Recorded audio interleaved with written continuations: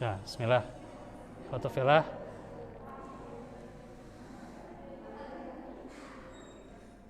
Alhamdulillah kita kembali dalam majelis ilmu dari Selasa sore hari ini, yang kita akan melanjutkan pelajaran di hari ini, yaitu pelajaran fikih ya.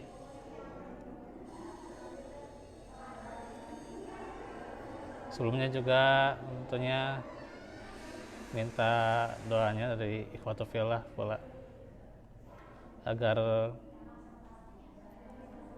orang-orang yang saat ini sedang sakit ya bisa disembuhkan ya. Dan hari ini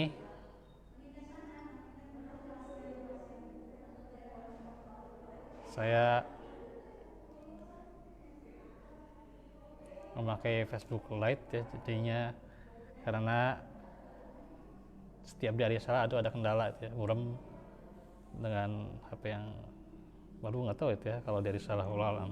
Kalau di sini enggak ya, lancar-lancar aja ya. Jadi ini lagi nyoba aja ya, semoga lancar ya. Baik,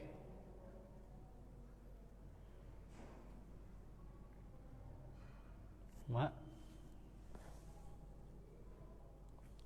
sudah pagah Pak?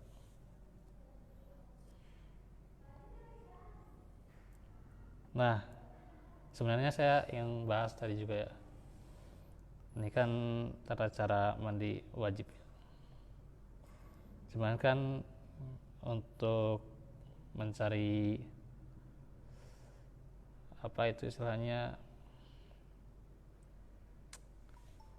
buku yang kemarin tuh ya gitu, ternyata tidak ke bawah ya gitu ya, sehingga ya ini referensinya ya saya ambil berapa saja ya, nanti sambil boleh lah kalau mau, karena kan ini kajian ini kan bisa terbagi-bagi ya gitu,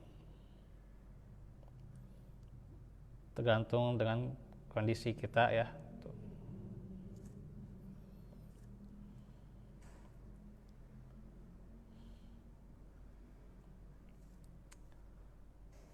Nah, pada saat ini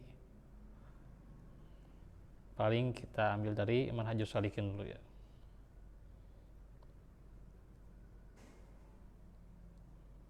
Saya belum share ya, karena tadi saya juga kesiangan, butuh istirahat Pak. Kayaknya kan sudah dari Pangalengan ya, kegiatan di lembaga ya. Allah alam, hasil saya pilek ya, sempat ya hidung tersumbat lah gitu satu ya, udah pusing, akhirnya ya tidurin kesiangan akhirnya juga ya, jam 3 kurang, harusnya kan asar di sini itu ya. Ya kenyataan dengan yang terlambat ya, terlambat persiapan, akhirnya ya kesini jam 4 ya.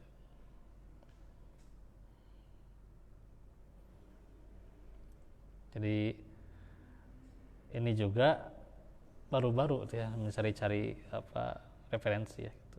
Karena emang saya kendala ya, butuh lah yang namanya istirahat ya gitu. Itu ya.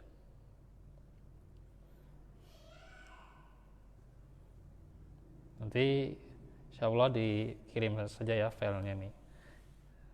Cuman gede nih, 49 MB ya. Nah itu untuk Manhaj Salikin, karena ini yang baru ya, baru.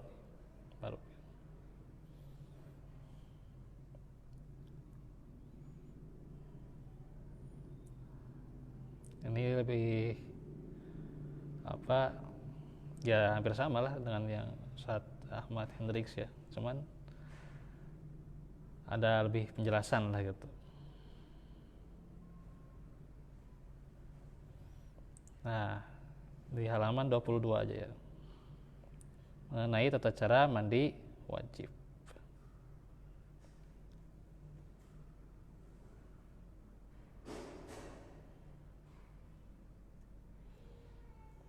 Cuman sudah kan ya, di antaranya yang wajibnya saja ya, yaitu ya diterangkan dalam kitab ini hanya mencuci seluruh bagian ya, seluruh badan ya gitu. Dan bagian bawah rambut gitu. Baik rambut yang tipis maupun tebal ya gitu. Bagaimana kalau botak ya tetap saja dibasuh ya gitu. Gitu.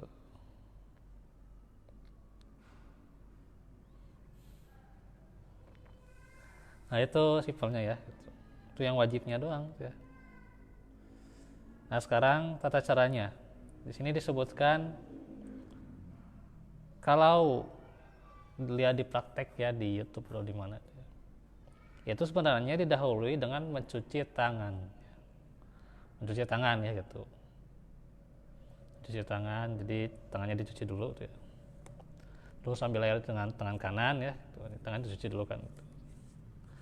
Ya, terus ambil air pakai tangan kanan ya. Terus nah si airnya tuh ke tangan kirinya cuci tentu ya. Kemaluan depan belakang tuh ya gitu. Nah itu selesai. Jadi praktek yang pertama itu mencuci kemaluan terlebih dahulu ya gitu. Cuci kemaluan depan belakang ya. Yang kedua, berwudu dengan sempurna. Ya wudu sampai membasuh kepala. Karena kaki nanti diakhirkan ya gitu. Kaki diakhirkan. Hanya memang ini beda pendapat ya, ada yang memang wudu dengan sempurna ini termasuk dengan kaki juga ya sampai mata kaki. Tapi pula ada yang berpendapat ya ini yang lebih kuatnya insyaallah ya adalah membasuh kaki sampai mata kaki itu diakhirkan. Ya mencuci kaki itu diakhirkan. Wallahu a'lam ya.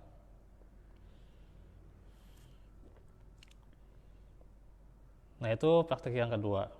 Ketiga, mengguyurkan air ya, ke kepala sebanyak 3 kali. Jadi guyurkan ya 3 kali itu ya. Dan harus meratakan ke seluruh bagian kepala ya. Itu ya. Termasuk bagian bawah rambut ya gitu. Sambil dipijit-pijit ya si bagian kepalanya itu ya.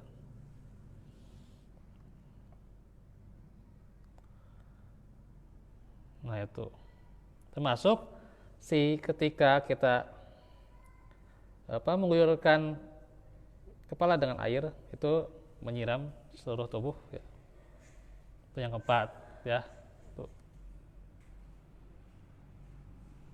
Itu ya. Bentar ya.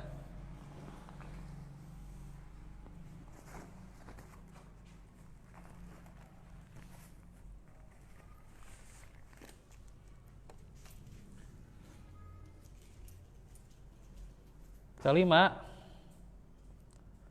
nah ini praktek yang terakhir mencuci kaki ya. Kalau di sini disebutkan setelah menyingkir ke tempat lain ya.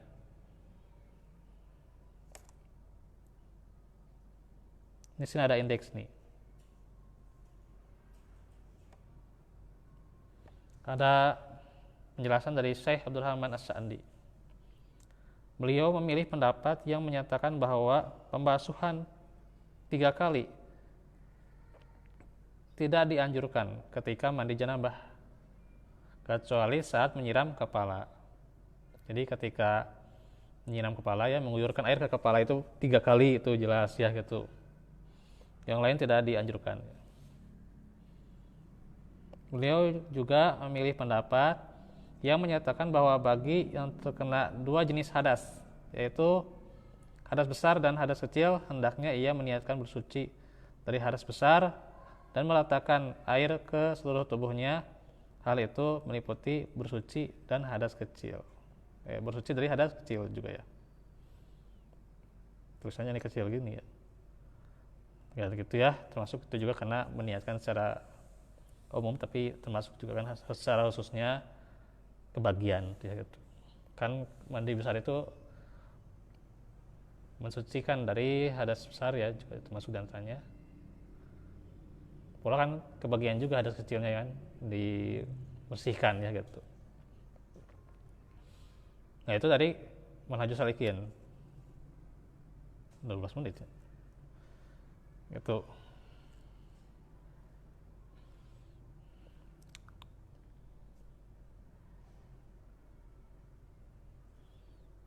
Gimana?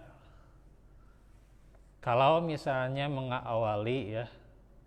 mengawali dari buang air besar ya BAB dulu ya, jelaslah BAB dulu bro, apa niat untuk mandi besarnya gitu ya.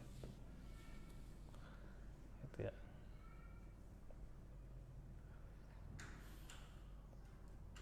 Terus ya seperti biasa, masuk ke kamar mandi ya dahulukan kaki kiri, ya nanti keluarnya dahulukan kaki kanan. Doanya sudah hafal ya, karena diingatan lah gitu lah. Ini a'udzubika minal khubuthi wal khaba'its ya gitu. Keluarnya gufronaka, itu aja ya gitu. Simpelnya ya gitu.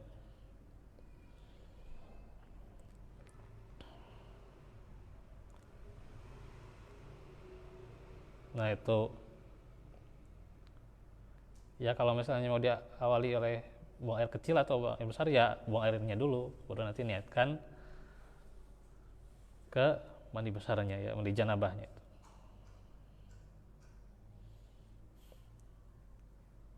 Ini dari manhajus salikin ya.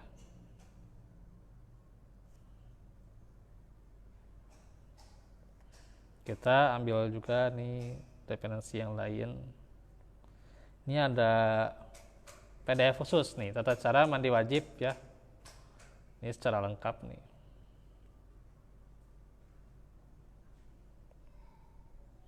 Dari Ustadz Muhammad Abduh Twasikal. Ini diterangkan dari niatnya ya. Terus rukunnya.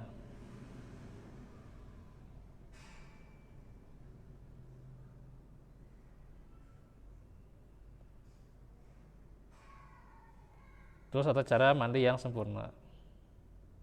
Kalau di sini rukunnya itu disebutkan ya, yaitu hakikatnya mandi janabah itu mengguyur seluruh badan dengan air ya. Pasti ya mengenai rambut dan kulit ya gitu. Ini diterangkan dalam banyak hadis ya gitu. Di antaranya riwayat An-Nasai, ini lebih lengkap nih ya. Summa yufidul ma'a ala jasadihi kulli. Kemudian beliau mengguyur air pada seluruh badannya. Riwayat An-Nasai. Kata Ibnu Hajar, ini penguatan. Dalam hadis ini menunjukkan bahwa ketika mandi beliau mengguyur air ke seluruh tubuh ya. Dari Jubair bin Mut'im radhiyallahu anhu, ketika sedang berbincang nih tentang mandi janabah, Rasulullah bersabda, amma ana fahudu mil'a kafi salasan fa'asubu ala ro'si thumma ufidhu ba'du ala sa'iri jasadi. Saya mengambil 2 telapak tangan 3 kali. Itu kan ya, sini ya dijelaskan ya. Saya mengambil 2 telapak tangan 3 kali ya, lalu saya siramkan kepada kepalaku ya. Kemudian saya tuangkan setelahnya pada seluruh tubuhku. Ini riwayat Ahmad.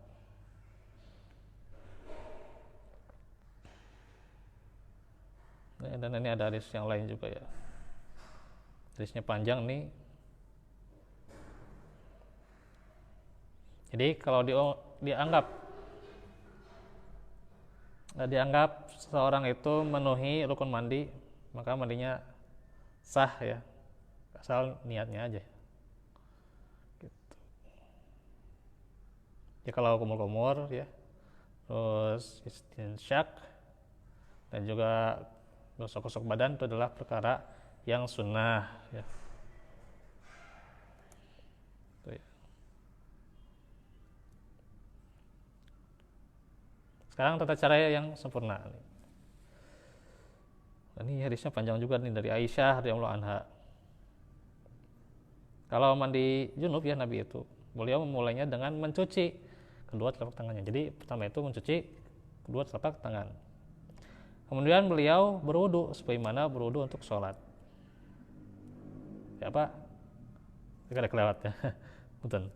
Mencuci kedua telapak tangan, kemudian berwudu untuk sebagaimana berwudu dalam sholat ya. Oh, ini nggak disebut mencuci kemaluan ya. Lalu beliau memasukkan jari-jarinya ke dalam air, lalu menggosokkan ke kulit kepalanya. Jadi digosokkan langsung, digosokkan tidak mengguyur dulu ya. Lalu setelah digosokkan ya sambil dipijit, baru ya setelah digosok-gosok gitu ya, digosok-gosok itu, baru nanti diguyurkan gitu ya. Gitu.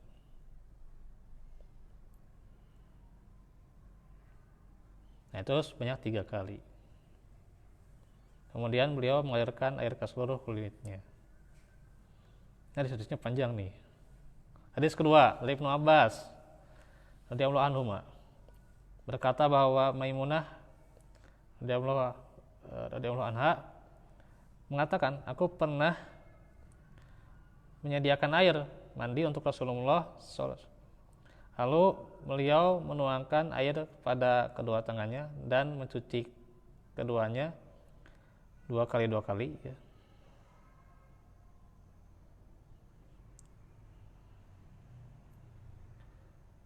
Atau 3 kali. Nah di sini kan bisa 2 kali. Kan di yang Syekh Abdurrahman An-Natsir Sa'di itu 1 kali aja gitu ya gitu. Mungkin ada sedikit ya efisien lah gitu. Ya tidak terlalu lama di WC ya gitu. Karena WC kan ya tempatnya para jin tuh. Setan tuh ya.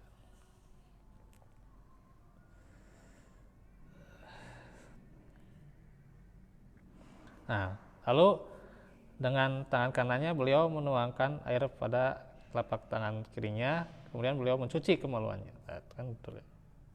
Jadi ambil air dari tangan kanan, terus tuangkan ke sini ya, ke kiri, ya. Cuci kemaluan, tuh ya. Tuh. Nanti setelah yang depan beres, ambil lagi dengan tangan kanan, tuang lagi ke tangan kiri, yang belakang gitu.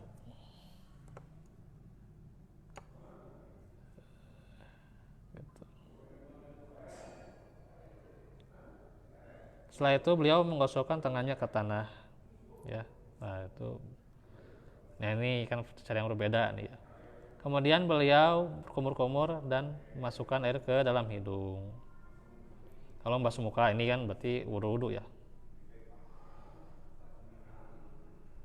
Maksudnya.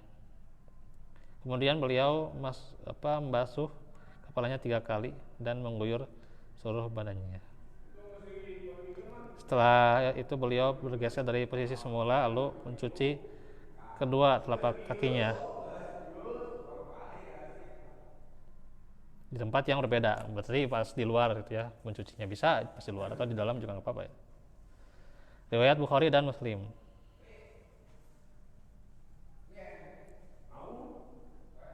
Nah, ini lebih lengkap nih ya.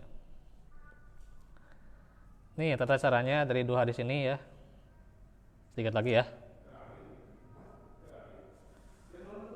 Pertama, mencuci tangan terlebih dahulu sebanyak 3 kali sebelum tangan tersebut dimasukkan dalam bejana atau sebelum mandi ya.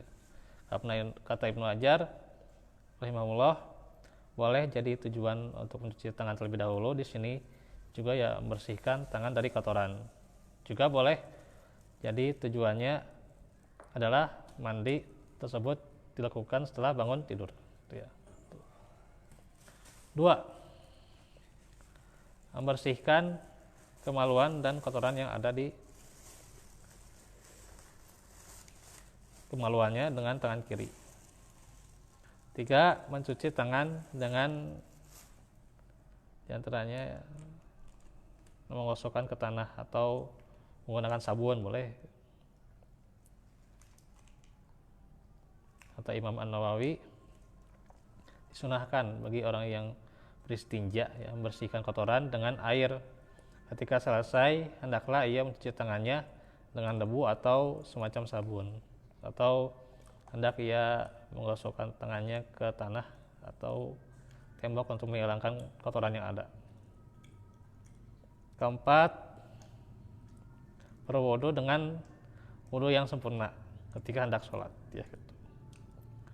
Adapun kata Asy-Syaukani, mendahulukan mencuci anggota wudu ketika mandi itu tidaklah wajib ya.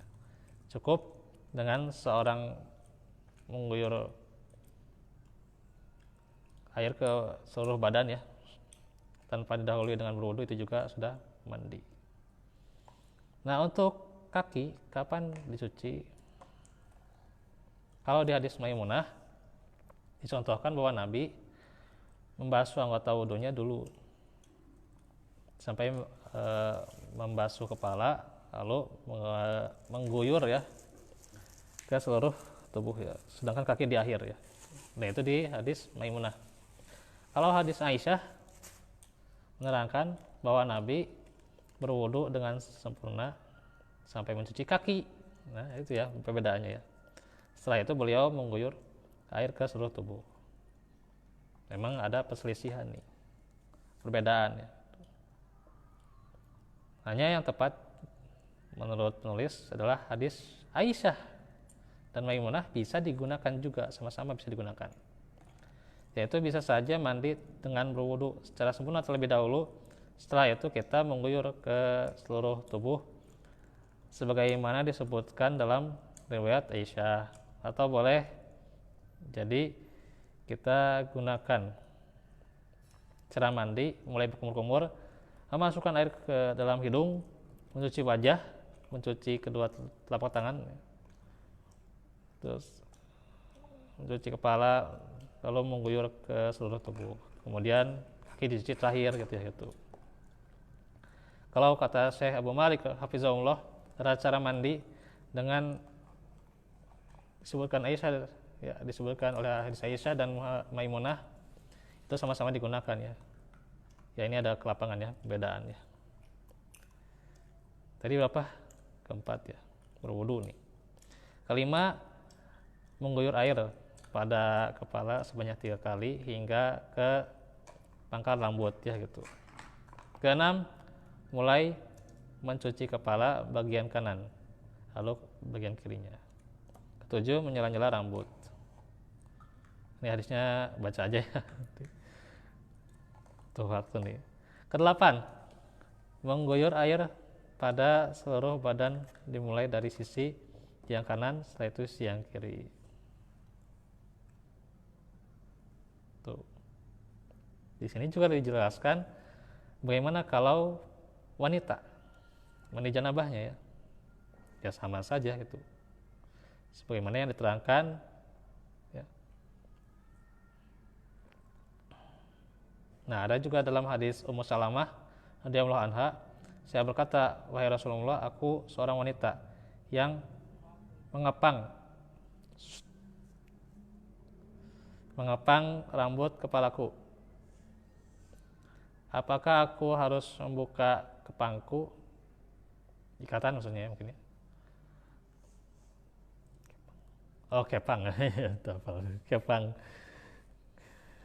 Kepangku tuh ketika mandi junub, beliau sabda, jangan kamu buka, cukuplah kamu mengguyur air pada kepalamu 3 kali, kemudian guyurlah yang lainnya dengan air, maka kamu telah suci. Ada surat Muslim.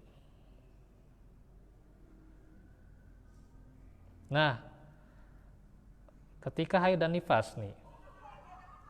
Aduh, punten teh.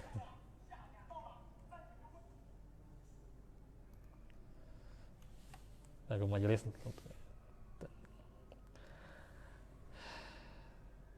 Pertama,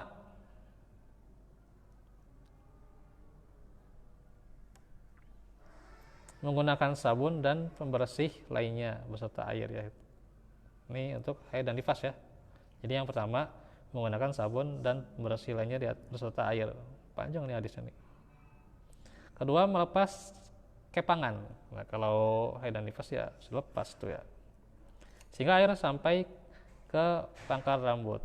Ya, kayak kemarin juga diterangkan harus dilepas ya. Ikatan itu ya. Ketiga, ketika mandi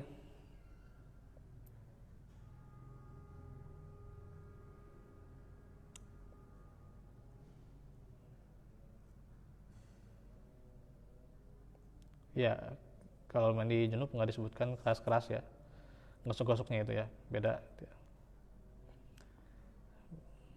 Mandi junub dengan mandi karena haid dan nifas.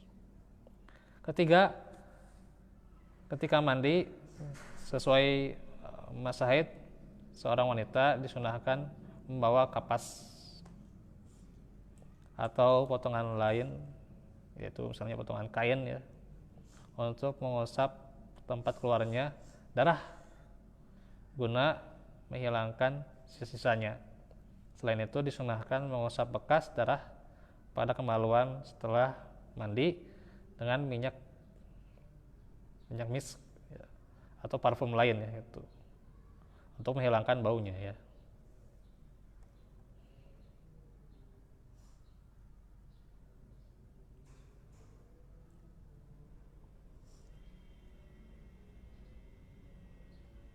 Nah itu ya. Ini yang lainnya cuma tambahan aja ya.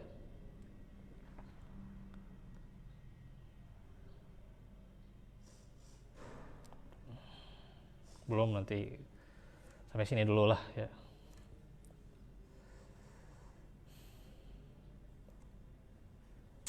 Sebenarnya ada referensi yang lain yang belum saya ungkapkan di sini ya.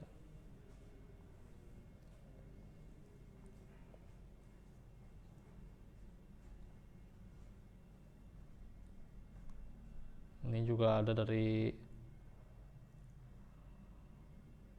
mata Nabi Suja ya. Nah, ini jangan dulu lah, nanti dulu ya.